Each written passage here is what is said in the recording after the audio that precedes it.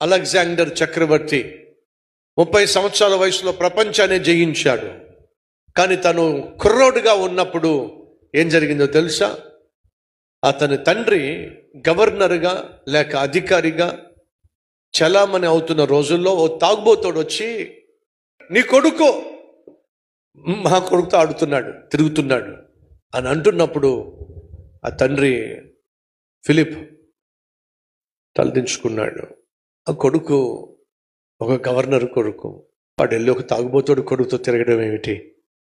తలదించుకున్నాడు. ఆ రోజు అలెగ్జాండర్ తీర్మానం తీసుకున్నాడు, నా జీవితంలో ఇంకెప్పుడు కూడా ఆ నాన్న తలదించుకునే విధంగా నేను జీవించను. తీర్మానం తీసుకున్నాడండి. ఆత్మీయుడా? కాదండి.